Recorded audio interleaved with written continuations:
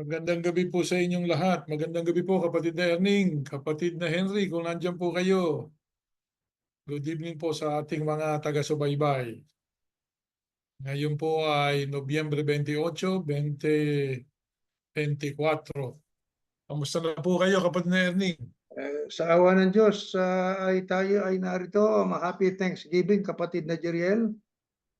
Happy Thanksgiving po sa inyo. Ito ay Thanksgiving po dito sa Amerika kasi ngayon, every last Thursday of the month of November. Ayan ay sineselebrate ng Amerikano sa dahilan nagpapasalamat sila dahil sa natagpuan nila, kapatid Nerning, itong bagong bansang ito na nung nakarating sila dito. Kaya sabi nga, anong nasa isip mo? Turkey, di ba? May turkey, mayroong potato, mashed potato, may gravy, at saka cranberry sauce. Yan. Pero alam niyo, kapatid Nerning, sa ibang mga sambahayang Pilipino, dinagdagan ng pinakbit. Sabi ng ibang mga Amerikano, oh, it's a different Thanksgiving. No, it's the same. Only we are united with you, but we have to put some pinakbit. Yeah. Bago tayo mag-aral, tayo muna yung manalangin, kapatid na Jeriel. Sige po. Panginoon namin Diyos, salamat na marami at kami po ay muli mong tinipon sa aming layuning ipagpatuloy ang paghahayag ng iyong mga salita. Hindi man kami katagpo sa isang lugar, kami man ay nasa iba't ibang dako, pero sa pamamagitan po ng teknolohiya o karunungan na siyang ipinagkaloob mo sa tao, ay nagagawa po namin mag-usap na parang magkaharap lang kami ng aming mga kapatid na kasama sa ganitong pag-aaral. Aman Diyos, bago namin ipagpatuloy amin pong hinihiling sa iyo, na sana'y patawarin mo kami muli sa aming mga pagkakasala at loobing sa aming pag-aaral ng iyong mga salita. Sa paghahayag ng iyong mga katotohanan, ay samahan mo po kami upang ang mga katotohanan ito'y lumaganap sa apat na sulok ng lupa at madinig nila at kanila pong mausisa ito at masiyasat ng gusto. At kapag kanatyak na nila ito'y ayon sa kalooban mo, yakapin nawa nila ito at sampalatayanan, sama-sama naming mabigyan ka ng kalugur at kapurihan at dangal ng iyong banal na pangalang Yahuwah. Salamat ng marami, Ama. Umaasa kami, pinatawag mo na rin ang aming mga pagkakasala. Ang lahat ay sa ngalan po ng iyong anak, ang Panginoong Yahushua na aming tagapagligtas. Amen. Amen. Well, magandang gabi pong muli sa inyo at ngayon po ay nagse-celebrate ang Amerika. Kaya dito po, kapatid na Erning, ang ating motto sa Amerika, in God we trust. Di ba? Yan. Ito lang ang tanging-tanging bansa na nagsasabi niyan, in God we trust. Yan ang motto ng Amerika . Kaya ito, sa lahat ng mga bansa, sa buong mundo, ang bansang ito talagang may pagpapala. No po? May pagpapala. Material at sabi nga, sa kapayapaan sa buong daigdig, madami po dyan na naggegera. Dito sa lupang ito, minsan lang nagkaroon civil war, tapos wala na. Ano po? Kaya napaka buti ng pagdiriwang na yan. Kung sino man ang saan mang bansa ka nang galing, ikaw ay napunta dito sa Estados Unidos, magdiwang ka noong pagpapasalamat na yun. Pasalamat ka sapagkat napunta ka sa isang bansa na ang kinikilalang Diyos ang Diyos ni Abraham. Isipin niyo yan, kapatid Erning. Hindi po ba? Diyos ng Israel ang kinikilala po dito kasi ang bansang ito, ang mga batas niya, nakabatay sa Judeo-Christian values. Isipin niyo yan. Ano po? Hindi ito Islamic na bansa, kundi ito ay Christian, sabi nga. No po? Ngayon, kapatid na Erning, nung nakaraang linggo, nagbigay tayo ng istorya di ba? Nagkukwento tayo. Kinikwento natin yung mga pangyayari. Yun hindi po katang kwento, kundi yun ay pangyayari o maituturing natin bahagi ng kasaysayan ng buhay natin bilang mga lingkod ng Diyos. Sapagkat sumasampalataya tayo, kapatid na Erning, na nagsimula tayo sa malayong silangan. Hula yun Di po ba? Maraming kaganapan mula noong 1913, 14, hanggang sa kasalukuyang panahon. Maraming nangatupad na pahayag ang Diyos patungkol sa atin. Dati mga iglesia tayo ni Kristo. Pero alam na natin po nangyari, kapatid na Erning ang naganap sa iglesia ni Kristo ang karamihan sa mga miyembro niyan tumalikod, sumama dun sa likong leader Pasensya ka na brother. Totoo naman Ha? Totoo naman likong-liko yung mga ginawa mo. Itinutuwid yung liko. Ano katunayan? Maisipin nyo. Na noon ang iglesia, kasama pa kami po dyan nagdiriwang yan ng Mother's Day. Kapag ka Mother's Day, yung mga kabataang Iglesia ni Cristo, tinitipo niya sa isang lugar. At saka yung kanilang mga magulang, may mga dala pang mga bulaklak yan para batiin yung kanilang mga ina ng Happy Mother's Day. Pero nung gawan ng masama nitong leader na ito, ang kanyang sariling ina, parang wala na yung Mother's Day. Isipin nyo, yang klase na yan, ng pagtalikod, yung nakasulat sa Biblia Maliwanag, kapatid na Erning Hindi po ba? Ang nakasulat igalang mo ang iyong ama at ang iyong ina. Yan ang unang utos na may kalakip na pangako. Yan ang una mong nilabag. Maaaring sabi mo, hindi, lumabang. Anong lumaban? Kailan ka nilabanan? Nagtanong, binahagi ang iglesia. Hindi, ikaw ang bumahagi. Nung pinasya mo na itiwalag ang iyong mga magulang mo at mga kapatid mo, nabahagi ang iglesia. Hindi yung nanawagan.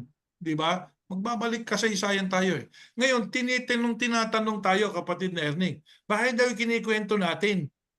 Mahalaga ba niya ikwento yan? Kaya lang mga tanong ng ibang mga tao kapag ka nagtanong ng ganon, siguro hindi pa nila alam ang nakasulat sa Biblia. Ano po? Siguro Tama. magbasa tayo ng Biblia. Mas bang ikwento natin ang mga kaganapan yung naganap tungkol sa ating pananampalataya? Sagutin natin yan sa pamamagitan ng Kaya, Biblia, kapatid na sa Joel. Biblia natin itanong. Ito po, magbasa tayo una. Sa unang panahon pa, sa Joel, basahin natin. Ito po sa inyo. Ayan, Joel 1, 2, 3. New Living Translation yan sa English. Hear this, you leaders of the people. Ayan, yung mga nangunguna doon sa bayan ng Diyos di ba? Hear this, pakinggan nyo to. Kayong mga pinuno ng mga mamamayan ng Diyos o ng mga tao. Ano sabi diyan, kapatid na Erning? Ayun, maliwanag yung nakasulat. Listen, all who live in the land. Ayan. In all your history. Ayan In all your history. Has anything like this happened before? Tell your children about it in the years to come. And let your children tell their children. Pass the story down from generation to generation. Noong pa, patakaran na ng Diyos yan sa bayan niya, kapatid na Erning. Ayan, mag-stay muna tayo dyan, kapatid na Erning. Ano po ang inyong masasabi dyan sa mga talatang binasa natin? Diyan pa lang sa ating binasa ay meron nang iniuutos ang Panginoon Diyos na ito ay dapat na ating ipasa sa ating mga anak, sa anak ng ating mga anak. Ano yun? Yan po yung story. The story, okay?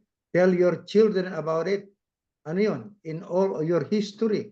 Pag sinabing history, yung mga nangyari sa nakaraan na may kinalaman sa ating paglilingkod sa Panginoon Diyos.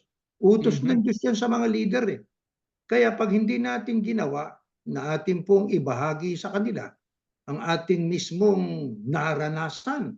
Kayo mismo, kapatid na Jeriel at kapatid na Henry, kayo mismo ang siyang una na naging kamay ng Diyos para saklolohan ang pamilya ng ating kapatid na Eranio Manalo.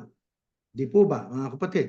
Yan po nangyaring yan, kapatid na Jeriel, ay ating pong dapat na ipahayag sa ating mga anak. Sabi nga, tell your children about it in the years to come, and let your children tell their children Yeah. Pass the story down from generation to generation. So makatuutos sa atin yan, kapatid ng Geriel. Tama po. Tama po. Hindi basta kwento yung aming kinikwento. Dahil ito may kinalaman po doon sa pagbabago na ating natuklasan. Ano naganap? Bakit nangyari ito? Bakit sa pamilya ng ating pinakamamahal na pinuno noon sa iglesia? Sa kanya pa nangyari, sa sambahayan niya pa nangyari. Ano ang dahilan?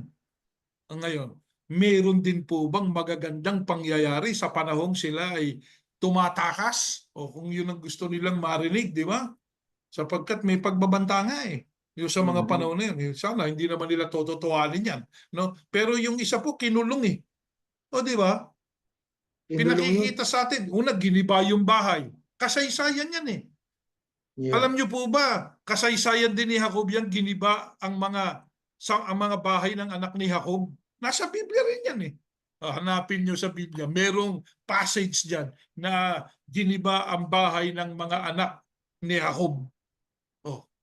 Ibig sabihin, iyan ay biblical, no po? Ang mga kaganapan sa ating buhay at yung magagandang bahagi, hindi na nga namin ikikwento sa inyo masyado yung pangit eh. Yung magaganda na lang.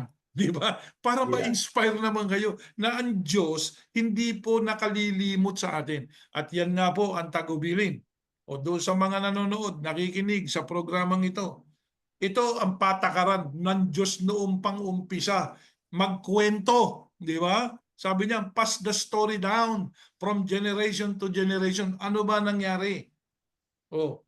Kasi bago po na-imbento, kapatid na Erning, ang panulat, ay may kwento muna eh. Di po ba? Kung ano Kwento nangyari. Oo.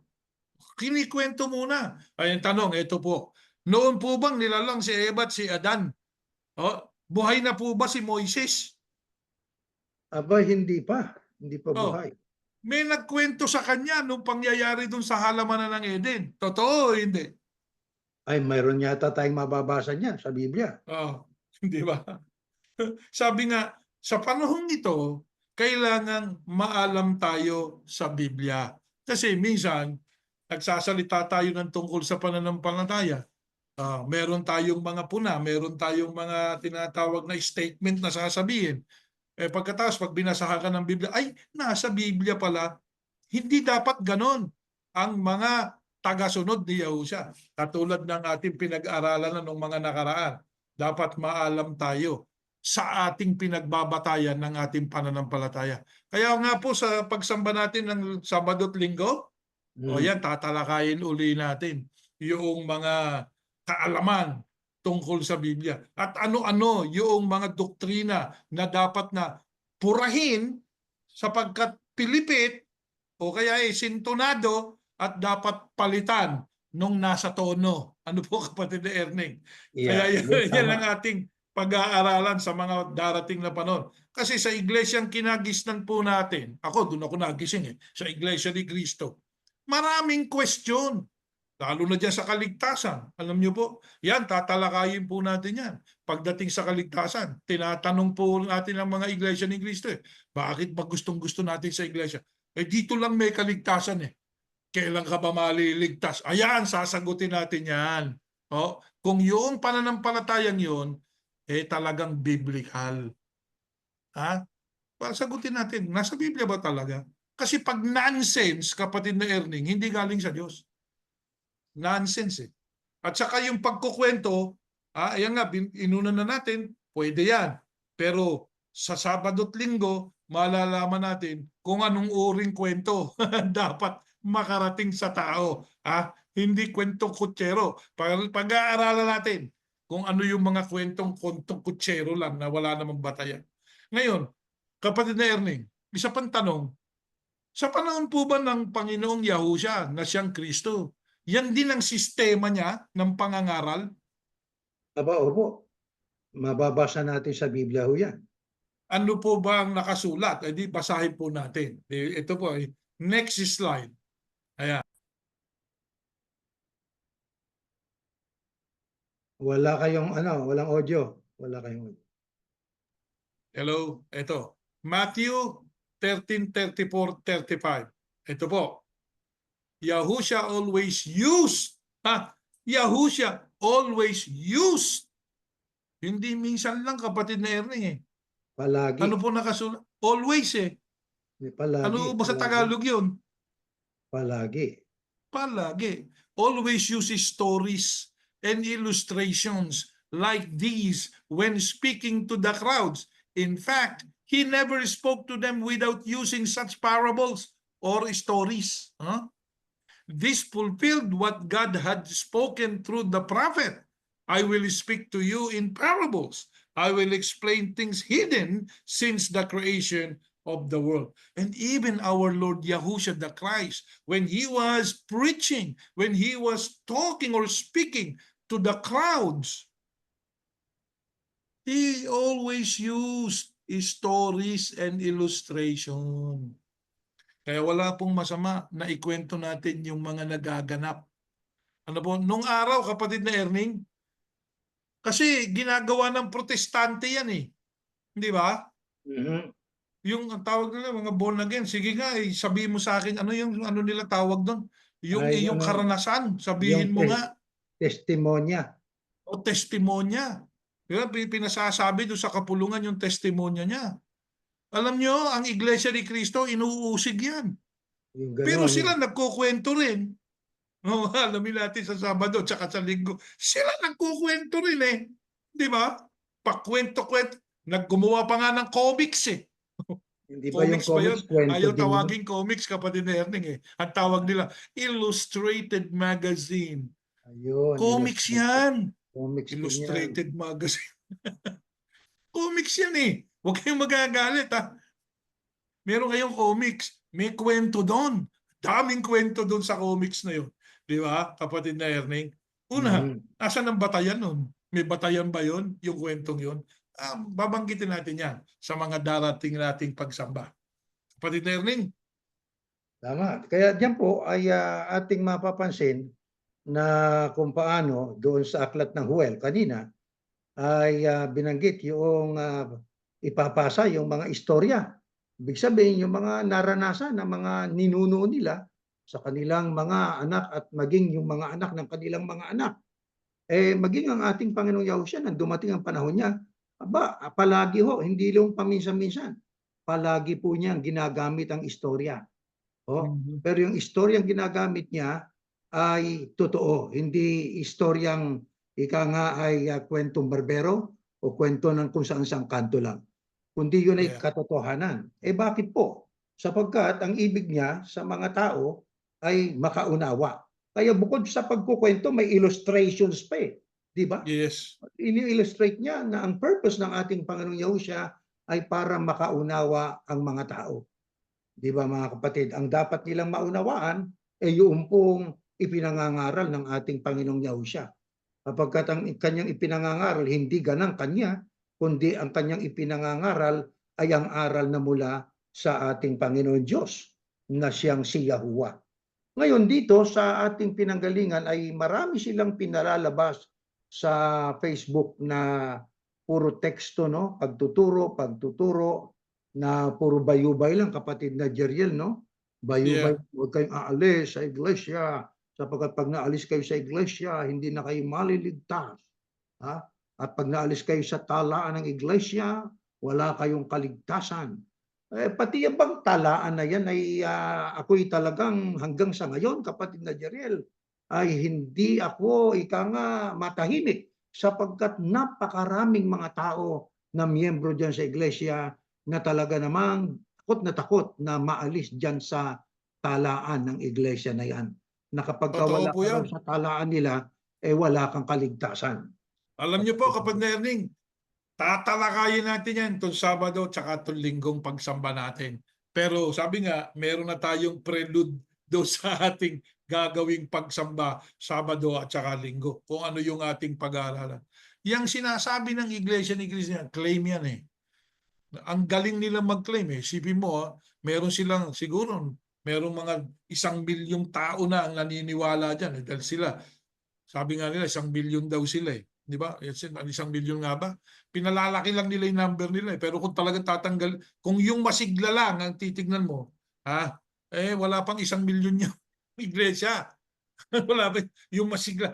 Siguro yung pati yung mga patay kinikwenta eh. Di ba? Pati yung patay, yung malamig, yung umalis ng walang paalam. Kinikwenta nila yan para magpakita sila sa buong mundo. Laganap na tayo.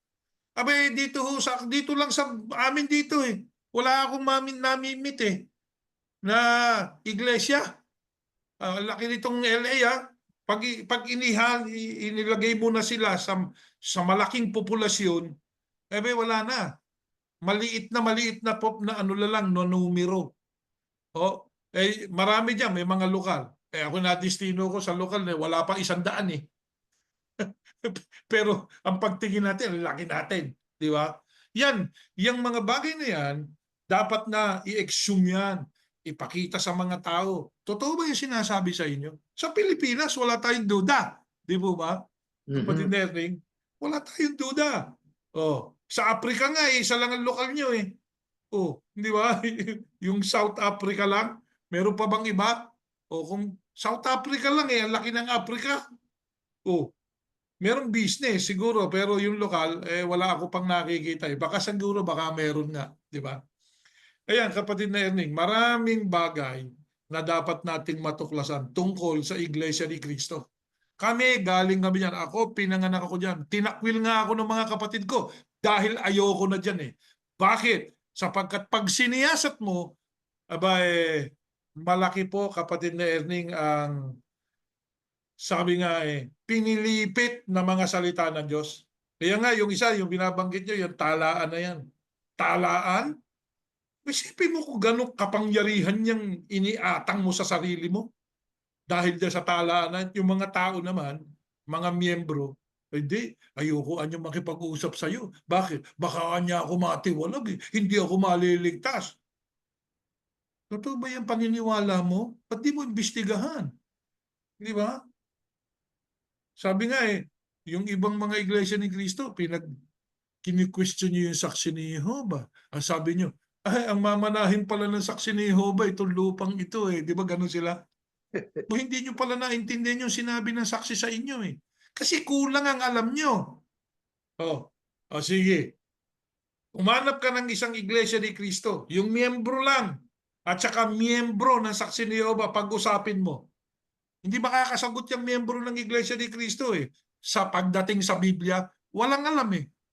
Sabi nga nung kasama nating sumasamba nung nakaraang linggo, ano po sabi? Yung mga Iglesia ni Cristo walang alam sa Biblia eh. Huwag na natin sabihin yung kasunod na sinabi. Yeah. Di ba? Nabasa natin yon. Dumalo yun sa ating mga pagsamba. Totoo yun eh. Huwag kayong magdaramdam. Ano po, mga dati naming kapatid sa Iglesia ni Cristo. At ngayon pa naman kapatid pa rin kayo bilang mga taong nilalang tayo ng Diyos. Sabi nga, huwag kayong magdaramdam. Ito'y pag-aaral. Ito'y pagtuklas. Hindi kami ang tama. Hindi kayo ang tama. Huwag nating hanapin sino tama. Ang alamin po natin, ano ba tama? Ayon sa nakasulat. Di doon tayo lahat pumunta, kapatid na Erneng. Exactly. Kaya sa kanilang pakikipagdebate, ibig nilang patunayan sila ang tama. Yan naman kanilang kadebate, patutunayan nila sila ang tama. Kaya ang kanilang usapan, patutunayan ko na ang pananampalataya nyo ay wala sa Biblia. Sabi naman ng isa, akin namang patutunayan ng inyong pananampalataya wala rin sa Biblia. Kaya pareho nilang gustong patunayan na sila ang totoo eh. Di ba? Pero mas maganda siguro yung ano ba talagang totoo? At yun ang ating pagsama-sama. Yun ang dapat natuklasin ng tao. Ano ba talaga tama? Di ba? Magbasa kayo. May sarili tayong mga isip eh. Yung mga ministro, mga pare o mga pastor, may kani-kanyang ano yan eh. May kani-kanyang pananampalatayang isinisingit dun sa nababasa nila eh. Ngayon, dito po sa Iglesia ni Yahusha, wala kaming sinasabing ito tama. No? Ito basahin mo. Tignan mo kung tama. Yan ang sinasabi natin. Sa amin, ng kapatid na Erning at sa mga kasama namin dito sa Iglesia ni Yahusha, ito yung tama. Pero sa iba, sa inyo, maaaring hindi. Pero sa atin po ninyo, baka, sabi nga, maunawaan din ninyo. Hindi po ba? Kapatid na Jeriel, nabanggit nyo kanina ng isa sa kanyang kapatid, kung siya ba naman, sabi ko nga, Itong si Hitler, si Adolf Hitler, na siyang author ng genocide, pagpatay sa maraming mga Hudyo, kapatid na Jeriel, alam Aha. ninyo na ito ay napakasamang tao. Pero pagdating sa nanay niya, ang pangalan ng nanay niya ay si Clara with letter K, Mhm. K-L-A-R-A. Aba, Brad, talagang mahal na mahal niyang nanay niya. Nasa piling siya ng ina niya na ang nanay niya magkasakit hanggang sa mamatay. Hindi religious leader yon, kapatid na Jeriel. Leader Tama. yon ng pagpatay at pagpuksa sa mga Hudyo. Pero mahal na mahal niya ang nanay niya. Pero itong leader ng ating pinanggalingang samahan o iglesia, aba, naturingang religious leader. Pero yung utos ng Diyos na may kasamang pangako sa Efeso 6:1-2 ay yung igalang ang iyong ama't ina ay kanyang unang nilabag, no? Opo. Unang utos na may pangako, kapatid na Jeriel, pero nilabag niya. Pagkatapos ang masakit diyan, pinagtuturo niya ang mga ministro itong nakaraan lang na mga buwan ang tungkol po sa pag-ibig sa kapwa at Hmm. paggalang sa mga magulang. Nabasa ko rin sa Facebook, kilala ko ang nagteteksto, may edad ng ministro. Tiniteksto niya, ano ang kasamaan ng mga anak na walang galang sa mga magulang? Anong kasamaang darating sa buhay nila? O, ako, teka muna. Kaya tinext ko yun, kapatid na Jerry. Ayaw ko nakarating sa Aha. kanila. Yeah. Ang comment ko doon, ituro mo yan sa leader mo. Yeah. Dapat ituro mo yan sa leader mo. Masakit din na yung anak, kapatid mo sa laman, dugo, ay ika nga ay iyong ipinabilanggo ng hindi man lang dumaan sa paglilitis. Kasi dito sa Amerika, kapatid na Jeriel, ano ang karapatan ng isang tao na nakakamit, na nakagawa ng krimen? Dito ang sabi nga, in the United States, the criminal justice process for a defendant, yung defendant, yung pong inaakusahan na Mhm. kunyari pumatay, ano ho, can include the following steps. Ito yung mga steps po. Una, investigation. Dumaan kaya sa investigasyon yon yung nangyari doon sa kapatid niya? I don't think Ha? so. Okay, ang investigation po ay it is an impartial grand jury investigates the crime and determines if there is a probable cause to believe a defendant committed it. Kaya daraan sa investigasyon para matiyak na po yung krimen na ipinararatang doon sa tao, kasi hindi ka pa guilty hanggat hindi na puprove. Dadaan ka doon sa Yes. prosesong yon hanggang sa pagka mayroong probable cause na paniwalaan na ikay nagkasala, yun ang mangyayari nga. Ang kasunod na hakbang ay arrest. I-arrestuhin ka. The Mhm. defendant is arrested. Ano yung kasunod po nun? Pag na-arresto, ibibilanggo ko na lang basta? Itong sabi, initial appearance. Pag sinabing initial appearance, yung una mong pagpapakita doon sa loob ng korte, kapatid na Jeriel. The Tama. defendant is informed of the charges, ipaalam sa kanya yung charges sa kanya. Aywan ko lang kung ipinaalam ito doon sa kanyang kapatid na nakabilanggo Mhm. ngayon na kung anong charges sa kanya. Di ba? Sa initial appearance, the defendant is informed of the charges and a judge determines if there is a probable cause. Kaya babasahan siya. Ipaalam sa kanya kung ano ang mga charges sa kanya, kung ano ang inaakusa sa kanya, at ang husgado o judge ang siyang magliliti sa kanya kung mayroon ngang probable cause.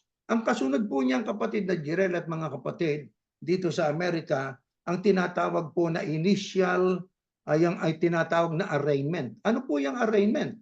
The defendant enters a plea to the charges. Magpipli yung tao na inaakusahan, yung defendant kung tawagin. Magpipli Yeah. siya sa charge. Maaring guilty or not guilty. Pagkatapos po ay magkakaroon ng trial. Ano ibig sabihin ng trial? The prosecutor, yan ang state attorney at saka defense attorney, select a jury and present their cases. Kaya pipili itong prosecutor, yung state attorney, at saka yung defense attorney, yung magdidepensa doon sa inaakusahan, kapatid na Jeriel. Ang sabi nga Mhm. ay the prosecutor and defense attorney select a jury and present their cases. Ipipresenta yung mga kaso. Pagkatapos ang kasunod ng pagkatapos po ng trial, sentencing na. Ano yung sentencing?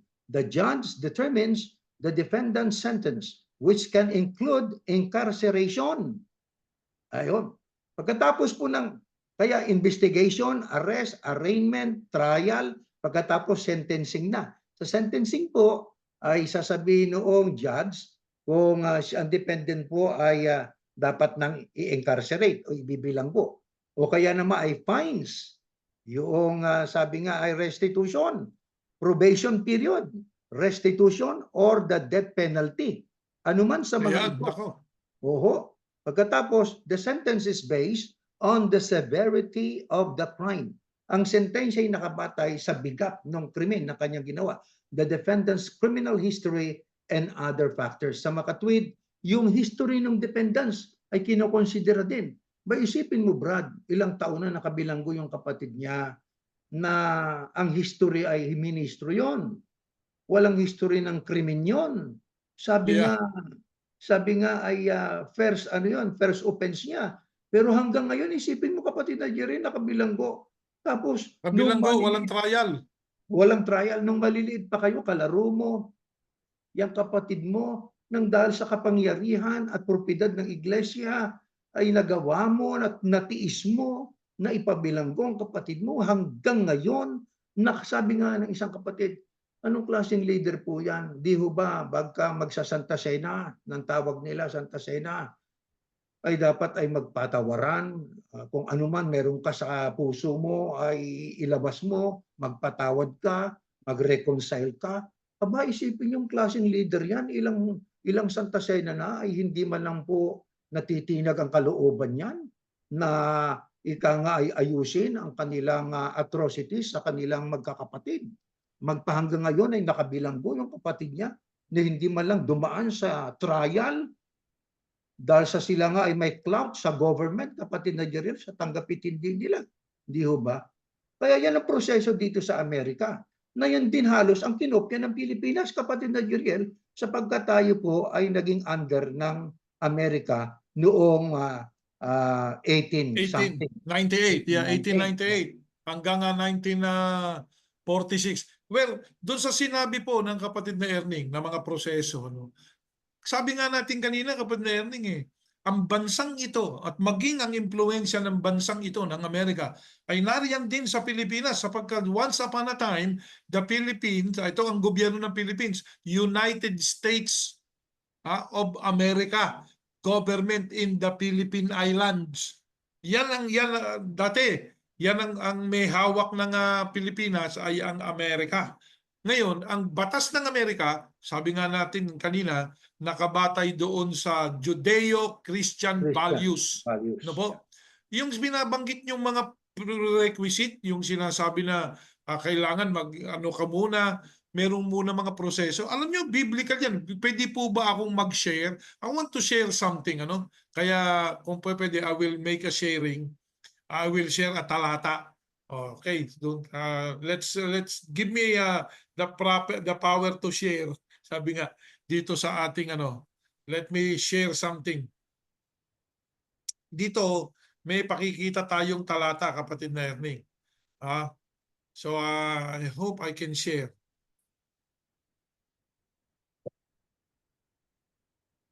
There you go.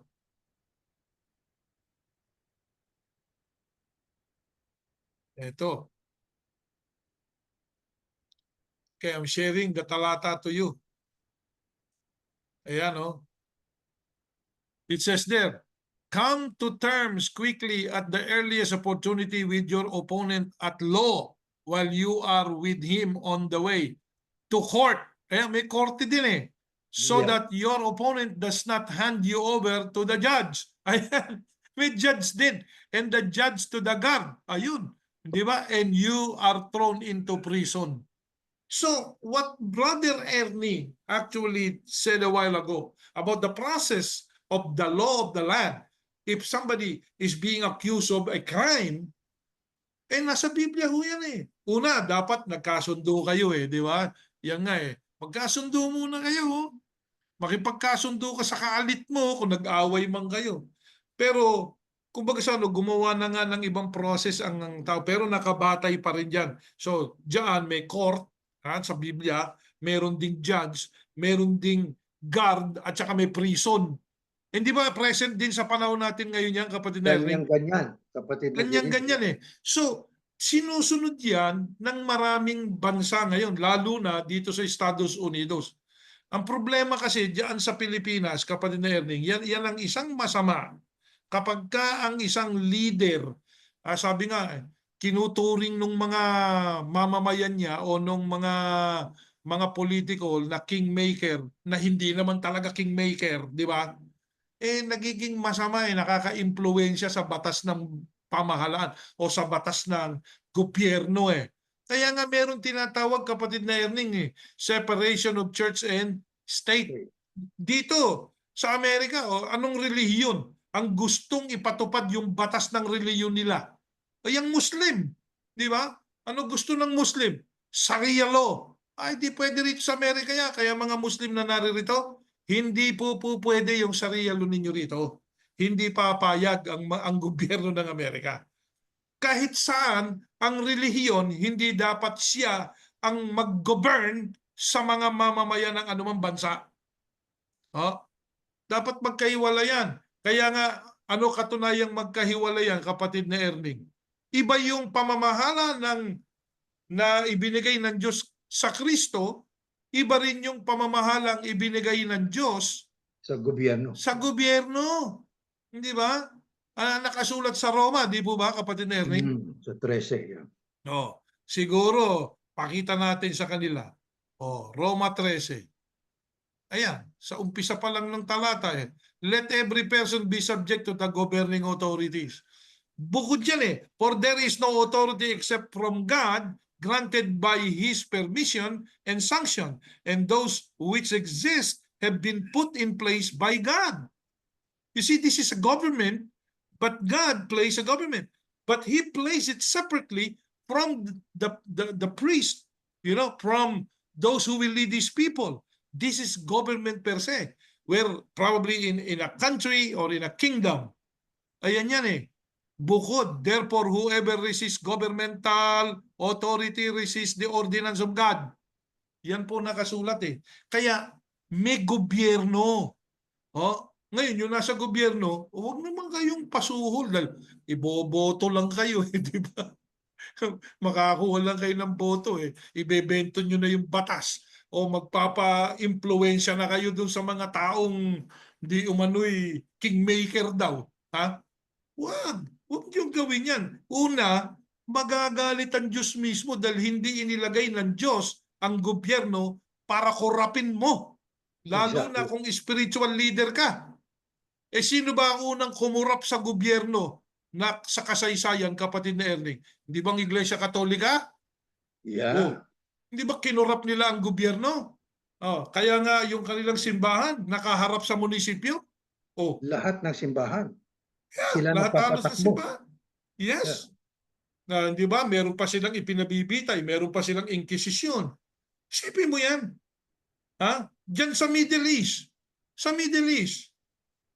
Ano bang religion diyan? Karamitan diyan Muslim. Yan ang pananampalataya nila. Okay, sige, yan ang pananampalataya nila. Kaya hindi tayo naniniwala na sa Diyos yun Bakit? Una, higit sa lahat, yun din ang gobyerno Di ba?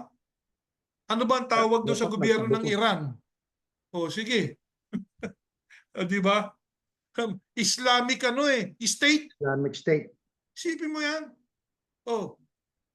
Dapat hindi ganyan. Kaso, may mga ganyan, maliliit na puta-putaking pangyayari dyan sa Pilipinas. Ayun nga, brother, yung kapatid mo, ba't nakakulong? Nilitis ba? Inakusahan. Ano akusasyon? May charge, okay. Ang tanong, inimbestigahan ba? Walang investigasyon 7 taon na nakararaan yan yata Di ba? Ang tagal na niyan. Kumulang yan. Dito po, kapag kayo inaresto ng murder, agad-agad, hindi na patatagalin. Ano yung sabi nyo kanina, kapatid na Erning? Sentencing. Hindi, bago yun. Bago Harap muna. ka na muna kagad. Appearance Hindi. na kagad. investigation muna, Aha, pagkatapos ay aresto, tapos arraignment, pagbabasa ng aha, kaso niya, trial, tapos sentencing. Ang totoo, pagkatapos ng sentencing, meron pang appeal. yeah. The defendant o ang inaakusahan may appeal the sentence. Pwede pa And siyang tanong ko, appeal. kapatid na Erling, tumatagal po ba bago humarap sa judge? Tumatagal ba ng Aba, 7 taon? hindi nagtatagal sa Amerika. Kasi ano na yun injustice na yun kapag gano'n. Delayed. Sabi Ngayon, nga, marami po tayong mga kakaibigan, kapatid na Erning, nagtatanong tungkol dyan di ba? Pag mm, tinanong mo yung sabi nga ng kapatid na Henry nung nakaraang linggo, sabi niya, meron siyang nakausap na miyembro ng iglesia na kaibigan niya. mm, Ang sabi niya, kamusta naman yung mga kapatid ng pinuno ninyo? Ano sagot sa kanya? Sabi, abay, sa awat tulong ng Diyos, nakabalik na sa iglesia. ito Nakakat na. ha? Kailan? O, di ba? Isipin mo, meron kayong paniniwalang ganun. Anong uring paniniwala yun? Mali. Paano makakabalik? Sabi nga, nakakulong. Di ba? Ano katunayan? Dito po kasi sa Amerika, nagtipon-tipon ng maraming mga natiwalag na iglesia, lumikom ng pera para humayr ng lawyer. Ang isa sa hinayr dyan, ang balita natin, ito balita ko, no? Hindi ko naman nakakita Pero yun ang sabi ng mga nag-hire. Isa sa mga dating senador yata yan, yung Rene Sagisag. Ewan ko kung yung Sagisag, ano sumasagisag doon. Pero Mm, wala rin nangyari. Meron pa yung isang lawyer na kilala ko po yung kapatid ng lawyer na yon na naging kabinete pa yata ni Bongbong Marcos yan mm, ang pangalan Trixie. Ah, naging lawyer din yan. Katunayan, nakakulong si Brother Angel, no? At saka yung panganay na apo ng kapatid na Eranio G. Manalo. Bubuhayin po namin itong issue na ito sapagkat dapat hindi sila inaapi ng ganon. Bakit po? Una, ano ba naging kasalanan ng mga taong yun? Pangrelihiyon? Kung ayaw na sa iglesia, o di sige. Di ba? Ang panawagang ito, para sa iyo din. Kapatid, yung panganay, yung BBIP, ayokong banggitin ang pangalan mo. Di ba? Pero kilala mo kung sino ka. Kilala. Alam namin. Alam din ng mga nakikinig na ito na ikaw tinutukoy. Buksan mo naman ang puso mo para dyan sa kapatid mo, mga pamangkin mo, sa nanay mo. Ah, sabi nga mga kwentong kutsero ang naririnig po namin Kami po, ako mismo, nung natatandaan mo brother, noong 2015, umuwi ako dyan. Salamat, pinayagan mo ko. No? Pinayagan niya ako, kapatid na Erning na yeah. umuwi bago ako pumunta sa Italia 2015 yon. Ha? Nagkumamay ako sa iyo. Sa pagkakataong yon, kasama ko na po ang magulang nyo. Ha? Doon, sa lugar na nandyan si kapatid na Erning. Pero si kapatid na Erning, hindi niya pa alam na nandoon sa Jacksonville ang iyong magulang. Ha? Nung kumamay Makatagal ako na sa panahon yun. iyo, kasama ko na. Kasama ko na, kasama na namin, tinutulungan namin ang iyong magulang, ang iyong ina at ang iyong kapatid at ang iyong mga pamangkin. Ginawa po namin yan. Kailangan malaman mo. Bakit? Sapagkat may damdamin ang mga mahal mo sa buhay. Ang totoo, kapatid na Erning, tuwing magtitipong kami, yung bunso mong kapatid, pag nananalangin kami, ang sasabihin niya, Ama, tulungan mo po ang aming kuya. Ikaw yung kuya Ikaw ang pinananalangin. Basbasan mo po ang aming kuya. Buksan mo po isip ng aming kuya. Yan ang sinasabi niya. Sa panalangin, gusto kong i-share yan sa inyo. At doon sa kanyang kapatid na panganay, sa iyo mismo, brother, ipinananalangin ka. Hindi ka itinatakwil, hindi ka minumura, hindi ka itinatatwa ng iyong mga kapatid, kundi ipinananalangin ka pa. Yan, kapatid na Erning. At marami pang kwento na pararatingin kami ni kapatid na Erning sa inyo. Kaya lang medyo magda-die down muna kami dito sa pagkakataong ito sapagkat malapit na yung oras at dito'y Thanksgiving night dito po sa aming lugar. Kaya ang aming sambahayan ay magtitipon-tipon at happy Thanksgiving din sa lahat ng mga Yahushua na nandito sa Amerika. Ano po? Nandito sa Amerika. Happy Thanksgiving sa inyong lahat. Ayan po, kapatid Nering. Umaasa po kami sa maikling panahong ito ng ating pag-aaral ay nadama sana ng ating dating leader, no, na nangunguna sa atin, na abutin naman niya hangga't may buhay pa ang nanay niya, hanapin naman niya ang mga kapatid niya. Huwag naman niyang tiisin ang Yes. sitwasyon ng mga kapatid niya at pamangkin niya. Pinararating po namin ito sa inyo, kapatid. Kilala niyo kung sino kayo. Sana ay lumambot ang puso ninyo. Napakasarap bago man tayo mamatay lahat, mamamatay naman tayo eh. Na clear ang ating budhi, nakipag-reconcile sa ating mga mahal sa buhay, bigyan ng pagkakataon at daan yung reconciliation. Yun ang gusto ng Diyos eh. Sapagkat ang Diyos ay hinihikayat niyang tao na magkaroon ng damdaming mapagpatawad. Pag-ibig, kapatid na Jeriel, at mga Po. mahal na kapatid, yun ang panawagan ng Diyos. At Huwag isa natin pa, baunin sa ating kamatayan yung kapaitan at ika nga ay puot sa ating kapwa, lalo sa ating mga ina, sa ating mga kapatid at pamangkin. Kapatid na Jeriel? Opo, kapatid Erning, at isa pa, hindi po tayo nananawagan para sabihin na, o palayain, no. Ang aming panawagan, kung talagang meron kang charge, i-charge mo siya ng ano paman, litisin, kung mapatunayang hindi naman totoo, o at saka natin i-release. Ano po? Hindi natin sinasabi yung na ano, kung talagang meron kayong charge o kaso laban sa kapatid ninyo. Oh, sabi nga kung totoo yan, o di ibigay ninyo yung ebidensya.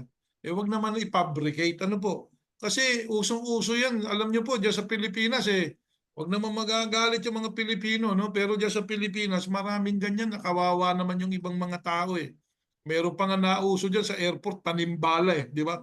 Mga sinasabi nila, hindi mabuti na ganyan ang maging patakaran ng batas. Ang gobyerno, tinatag ng Diyos yan para sa kapakanan ng mga tao o mga mamamayan, lalo na rin yung mga anak niya. Ano po? Kaya yung gobyerno, dapat, kung tayo naman gobyernong nakabatay sa Judeo-Christian values, o hindi yung batas natin na ipairalin po natin. Hindi po ba?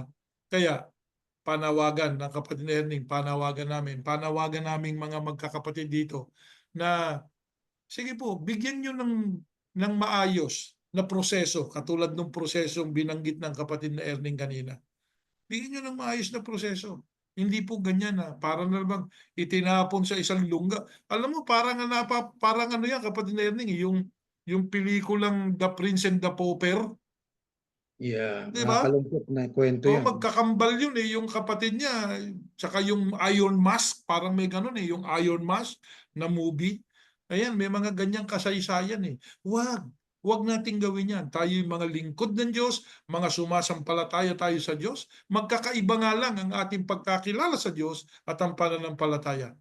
Yung tama ang gawin po natin. Kaya sa aming kaibigan, sa panganay na anak ni kapatid na Eranio Manalo, buksan naman po ninyo ang damdamin ninyo, ang puso ninyo para sa inyong sariling sambahayan. Kayo'y nagtuturo sa maraming tao. Marami kayong tinuturuan, inaaralan. Siguro, pakita ninyo sa gawa na ang inyong itinuturong pag-ibig, pagmamalasakit, pagdadamayan, kayo mismo ang unang-una nagagawa. Kapatid na Erning, Umaasa ho kami na ang ating nagawang pag-aaral na ito ay nakatulong sa ating lahat at higit sa lahat ay nahayag ang kalooban ng Ama, ang kapurihan ay para sa Ama, sa ating Diyos. Kapatid na Jeriel, tayo po'y mananalangin na po. Ama naming Yahuwah, marami pong salamat sa iyong mga biyaya at pagpapala. Tulungan mo po na ang aming mga puso at isip laging nakalaan para sa iyong mga panukala. Tulungan mo po na lumambot ang mga puso at damdamin ng mga nilalang mo para po ang pag-ibig sa isa't isa'y mamalagi at magtagumpay ka, Ama. Hindi ang magtatagumpay ay ang dyablo na siyang lumiligalig sa aming mga pamumuhay. Patawarin mo po kami, Ama, sa aming mga kasalanan. Pinananalangin namin sa iyo ang lahat ng mga namiminuno sa bawat gobyerno at lahat ng mga nangungunat nagtuturo sa bawat relihiyon upang lahat kami ay magkaisa para sa iyong panukala. Mayroon kaming magkakaibang pagkakaunawa sa iyong mga kalooban. Hindi kung sino sa amin ang tama ang mahalaga, kundi ikaw. Ano ang tama na dapat gawin ng mga tao batay sa nakasulat? Kaya kailangang tuklasin ng bawat individual na nilalang mo ang iyong kalooban. Makinig, magbasa, at gumanap sa iyong mga katotohanan. Sumasampalataya po kami na dininig mo ang aming panalangin. Ingatan kami sa magdamag at sa mga nagseselebra ng pagpapasalamat o ng Thanksgiving sa gabing ito. Basbasan mo po ang bawat sambahayan. Inihiling namin ang lahat sa pangalan ng Panginoong Yahusya na aming tagapagligtas. Amen. Kapatid na Erning, good night po. Good night po sa inyong lahat. Until next week.